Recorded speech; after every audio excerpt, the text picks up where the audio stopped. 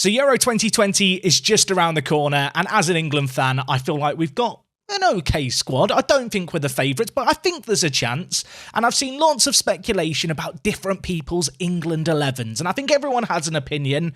And in an attempt to, spice the content up here on the channel, add a little bit of variety, I thought today we'd have a look at my England squad. We are going to use Football Manager for it, of course. This is my England 2020 squad of 26. So the way this is going to work is I've loaded up the Euro 2020 database, which I've already done a video featuring. If you want to check that out, if you would like to play through the Euros as it is in real life, that is available. And I've added myself as England manager just ahead of the tournament squad selection date, which in-game is the 23rd of May. You can see here I've got a total of 50 players in a big, long list. Of course, 50 is a bigger number than 26. We're going to run through this position by position, and hopefully by process of elimination, I'm going to be able to get down to a squad of 26 that I think Gareth should get on the plane and get to the Euros. Let's be honest, we're not all going to agree on this, are we? There's gonna be warfare in the comments. I can see it now. Let's keep it respectful. Share your thoughts below. And you know what? I guess we'll start from the back. So when it comes to England's goalkeepers, I feel like this is the position that is perhaps the easiest to pick. I don't feel like there's too much drama here. The players that I've got in terms of goalkeepers, we've got Alex McCarthy, Sam Johnson, Jordan Pickford, Pope, Henderson. And I think it goes without saying, the latter three are the most likely three to get the call-up by Gareth to kind of, play for England. I think Pickford is probably going to be number one. I know that Henderson was kind of coming into the reckoning a little bit, but his recent form for United's been a little bit kind of hit and miss. And as for Nick Pope, he's just a really good goalkeeper. I mean, it's weird, right? England's always kind of had a standout number one, and whilst I think Pickford will probably be given the number one shirt by virtue of the fact he's the most experienced internationally, I don't feel like there's a whole kind of massive difference between these players. Obviously, Alex McCarthy, Sam Johnson, two players who have had good seasons, both playing for teams who have struggled a lot this year. McCarthy has seen himself dropped out the team here and there in favour of Forster. Sam Johnson, he's had a great season, but unfortunately, by virtue of the fact he's in goal for West Brom, his numbers are never really going to look all that impressive. Pickford, Pope, Henderson, I don't think that's controversial. Let's go on to right-backs. Okay, so when it comes to right-backs, I feel like this is probably the position where there's going to be the most disagreement. I'm going to put my neck out on the chopping block here. This is not the team that I think Gareth will take. This is the team I think he should take. Now, I have filtered by defenders and right-backs. There are a few non-right-back players here who we will get onto. But in terms of right-backs for England, you've got James Justin, Reece James, Alexander-Arnold, Wan-Bissaka, Trippier and Walker. Immediately, James Justin this year, he's not had a great year when it comes to injuries. He was kind of really getting going and he looked like he had a shot. There's a few Leicester players like Harvey Barnes as well and Maddison who we'll come on to talk about, who I think, had they stayed fit, probably have a pretty good chance of making it into a squad of 26, but given the scenario they find themselves in, I just don't see it happening. With Wan-Bissaka, I feel like there's just better right-backs ahead of him. Really here, I feel like there are four right-backs fighting for 3 spots. I feel like at left-back, there's probably only going to be 2 players taken, but obviously Walker, Trippier, Alexander-Arnold and Reece James are the kind of 4 players who I feel like, I mean, one of them's got to miss out. Maybe 2 of them have got to miss out, and I am going to maybe stick my neck out on the line here. I have watched a fair bit of Atleti this second half of the season as they've kind of been cruising at the top of La Liga. With that in mind, Kieran Trippier has impressed me. By that logic, I think he has to be on the plane. I think Walker has to be on the plane. So it comes down to Alexander-Arnold and Reece James. And I feel like whilst Reece James has played consistently for Chelsea, of course, was in the last England squad, I do feel like Trent's recent form and recent upturn is going to see him get the nod. And for me personally, I think I would have him over Reece James. I feel like neither are likely to start many games. I think Walker will get the nod more often than not. Trippier, he's not got a bad set piece in him. Obviously, he scored a goal at a major competition back 3 years ago in Russia.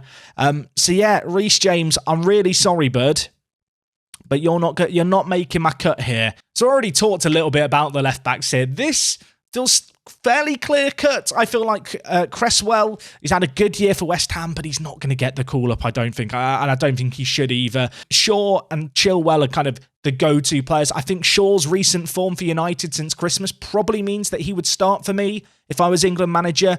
And then we also have Saka. Now, I'm not going to remove Saka yet because I feel like his versatility could be really valuable, and he's had a good season for Arsenal. But we're going to whittle down the team initially. I envisage I'm going to end up with kind of 28 players, and I'm going to need to cut a few more. Shaw and Chilwell, though, nailed on for me. Obvious 2 left-back choices, and I think Shaw will start the first game for the Euros, as he should. Okay, centre-back. This is another area where there's going to be some debate, but there's not really debate for the same reason as right-backs, because I don't feel like we have quality as an England national side at centre-back. If Maguire is fit, and it seems like it might be a little bit of a big if, he is just, obviously going to be there, and I think he and John Stones would play in a back 2. I guess the big question becomes, is Gareth going to want to play a back 3? Now, I personally would rather England don't play with a back 3, and as this is my squad, I'm kind of approaching it as such. The big thing for England is there's a whole abundance of centre-backs. I don't necessarily know who you take as 3rd, 4th, 5th choice.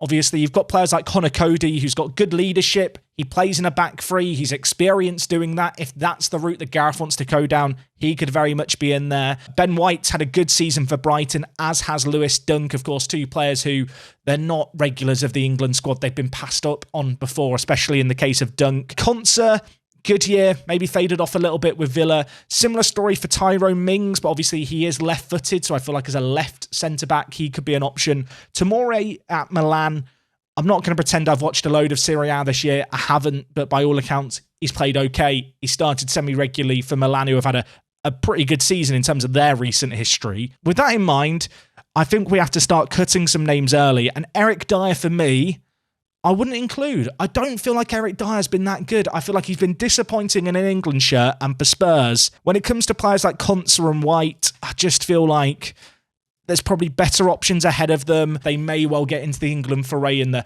future, but in terms of this squad right now, I'm not so sure on them. There's then players like Ben Godfrey, who people might see as a surprise to see Ben Godfrey here, but he's such a versatile player. He's played so many positions for Everton. He's played right back. I think he's played centre back, centre defensive mid.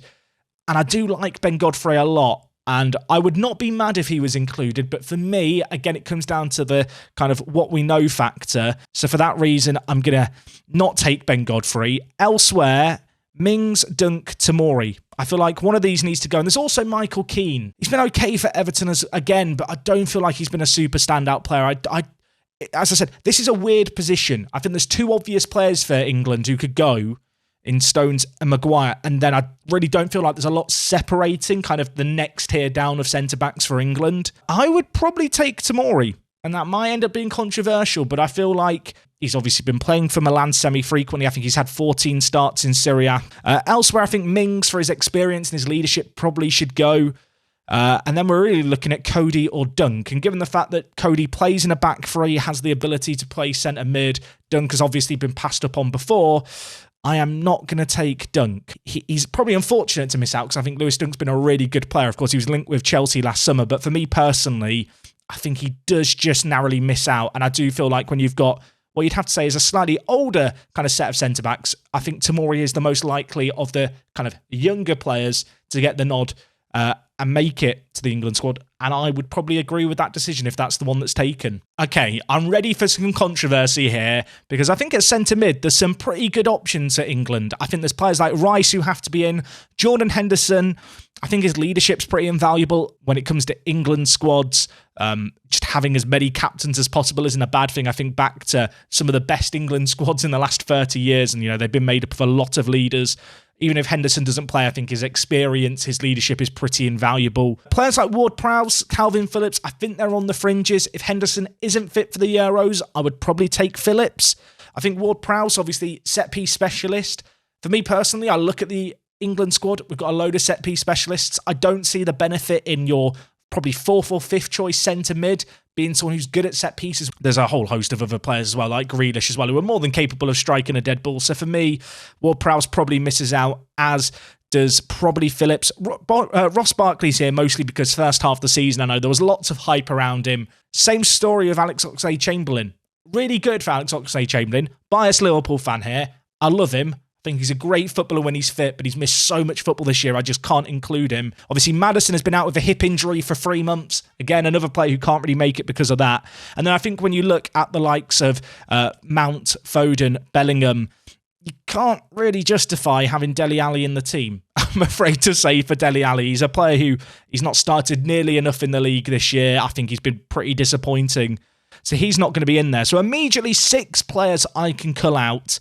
The notable player who people maybe have their eye on here is Jude Bellingham. But I think he's been impressive. He's obviously played regularly for Dortmund, has featured in Champions League quarterfinals this year. I would really, really like to see him included, even if it's just to be part of the squad and not necessarily play. I think he could play a role in the first team. But for me personally, I feel like for a player who's only 17 years old, who could well be the future of England, dare I say, having him with the squad this time, especially when you've got a 26-man squad, it kind of feels like a no-brainer to really integrate him, get him this experience of international football at a major competition as early as possible. Okay, so now we come on to attacking midfielders, and I've included kind of left-sided players, right-sided players, and also centre-attacking mid players. There's players like Lingard, who I think are going to be right on the fringes for Gareth's selection. I think his underlying numbers have been pretty unsustainable for West Ham. Don't get me wrong, Lingard's been a revelation this year, but if you actually look at the kind of numbers beyond the goals and the assists, there's maybe a question mark as to, has he just had a really good run of form? He's outperforming every kind of expected metric from a regular footballer. Or maybe Jesse Lingard at 28 is the real deal and I'm completely deluded here. A player like Antonio, again, probably more of a striking option. Could get into the England squad if he was fit for the year, but obviously he's had his issues with injuries. He's really here because I think he's a player who deserves to be mentioned at 31. I would not hate it if Mikel Antonio was in and around the team, which some people might find an absolutely mental take. Whilst there's a few players who I've mentioned, players like Maddison, who might be fit for the Euros, but I'm not going to include. The exception really is Jack Grealish. I feel like his quality when he's been fit is kind of just crazy. I would like to see him start as many games for England as possible. I feel like his creativity in the wide area is something that is a bit different to what we have from our other wide players in the England squad. Additionally, you look down this list, players like Rashford, Sterling, obviously they are just in the team. Sancho has to be in the team. Foden, similar to Bellingham really. Like you could argue he's been rushed in a little bit, but Foden's quality's been unreal this year. He has just looked a different class this year to previous seasons. And due to other players, who were maybe battling it out for the same spot, getting injured, not having the best run of form, he's in the team for me. Elsewhere, there's a few other players here who might raise question marks a little bit, but we'll cover them in just a second when we cover the strikers. But I'm sorry, Antonio Lingard, I'm going to be brutal here. You're not in my England squad. Okay, finally, we are on to the strikers. And once we finish selecting these, I'm going to show you what my starting 11 would be. We may still need to cull a few players because apparently we've got a squad of 30 right now. I need to get rid of 4 more. I need to be more brutal. But the good news is there's going to be players here who I'm happy to remove. Now, Rashford, Kane, I feel like they're the obvious names that are just going straight into the team sheet. We then get on to a few slightly different players. Bamford's had a great year. I think Greenwood's versatility is good. Ollie Watkins, for me, has been impressive for Villa, but he's blown very hot and very cold. I feel like he's just not done enough for my liking. As for Danny Ings, I love Danny Ings, but I do worry about his injury proneness. I do question, is he able to stay fit? And if he is able to stay fit, is he better than Bamford? I guess that's the question it comes down to. In the scenario that Kane gets injured, very first game of the tournament, and you need a striker to lead the line for the rest of the tournament, I would probably pick Bamford over Ings. That might be a really, really hot take. Please do not come for me if you disagree with that. I'm sorry, Watkins and Ings, you're not making it. You're not making it. Now, there's a player here who people are already writing in the comments section. I can hear it. The clacking away of a mechanical keyboard. Jack, Jamie Vardy is retired from international football. Why is he even a candidate on your list? I'll tell you, if I was Gareth Southgate right now, I'd be on the phone to Jamie Vardy. I'd be asking him, do you fancy one last hurrah? He's been unreal this season for Leicester, scoring so many goals. The man can bang in a penalty as well. And out of all the options who would be back up to Kane, I mentioned Bamford and Ings. I would probably take Jamie Vardy over Bamford right now and over Danny Ings right now. The big question is Jamie Vardy going to want to play? Probably not. I'm going to have a realistic 11 here, so for that reason, he's not going to be in the team. But I feel like the likes of Calvert-Lewin has looked good when he's been fit. Maybe had a few issues of injuries. Bamford and Kane, I feel like between Kane, Bamford and Calvert-Lewin, I think you've got 3 good goal scorers there who would be good enough for England at the Euros. Obviously, players like Rashford and Greenwood offer slightly wider options. And I think Greenwood's recent form really has played him into the team. Okay, so this is my England squad for the Euros that you can see in front of you. There is one minor issue with this England squad. I've got one too many players, so I've got to get rid of a player. And unfortunately, the player who I think just doesn't quite cut it in this squad. I'm sorry, Arsenal fans. I just don't quite think Saka makes it. For me personally, I wouldn't have him in the team, I don't think. I think he's a jack of all trades, master of none. That's not to say he won't be in the England team in the future. I think he probably will be. There's better left-backs out there. There's better wide players out there. There's better midfielders out there than him. And as good as he has been for Arsenal, I don't look at him as a player who's really going to be able to meaningfully contribute into any one position that England don't already have covered. So this is the team that I would be taking to the Euros if I was Gareth Southgate. Of course, spoilers, I'm not, at least not in this reality, but I was thinking as I was going through all of this, it might actually be quite fun to play through the Euros campaign with my squad and kind of take each match quite seriously, watch it on longer highlights and kind of plot every little move. If that was something you would like to see as like a mini-series here in the channel, do let me know. If you agree or disagree or think I've said anything absolutely outrageous here, I would love to read footballing opinions down in the comments, as I've already mentioned. In terms of the starting 11, this is how I would like to see England start. The trickiest thing, to be honest, was getting Grealish into the team with Mason Mount. I think they're 2 players who have been absolutely top draw for their clubs this year. In this reality, I am working on the assumption that Grealish is not going to have any injury whatsoever. I think, you know, with his recovery and stuff, it's probably likely Rashford would start out in the wider areas. In my dream scenario, I would like to see England line up with something like this. Pickford in goal. I think he's kind of, I don't want to say the lesser evil of the goalkeepers, but he's just the one with the most experience at major competitions. Shaw and Maguire for the Manchester United link on the left side. I think they've both played pretty well. Fingers crossed Maguire is going to be fit for the Euros. Stones and Walker at, centre-back and right-back. Of course, Walker has the ability to slot in and be part of a back three at centre-back as well, which is nice. I think for me, Declan Rice as a ball-winning midfielder is a pretty likely candidate. Depending on how England approach things, I think he is probably the best defensive midfielder that we have, especially with a lot of creative, kind of typical number 10 players ahead. Players like, obviously, Grealish, Mount, Foden. I think Rice is someone who does bring some balance into any midfield. I have got Jordan Henderson in the team. I think if he was 100% fit going into the Euros, he would start. If he is going to be 100% fit, it feels a little unlikely at this moment in time, but I'm working on the assumption he is alongside Maguire. Mount, for me, starts in a midfield. I think he's been, Chelsea's best player this year. He won Chelsea's kind of best player of the year award. Obviously, Sterling and Rashford out on the right. It is tricky, isn't it, to get Sterling, Sancho, and all the other kind of crazy attacking mids into the team. Elsewhere, I think Kane up front. I think that's probably the least contentious of anything you can see here. In terms of the bench, I mean, England has quality. I think there is absolutely no denying that. Grealish, Sancho, Calvert-Lewin, Foden, Bellingham, Chilwell, Trippier.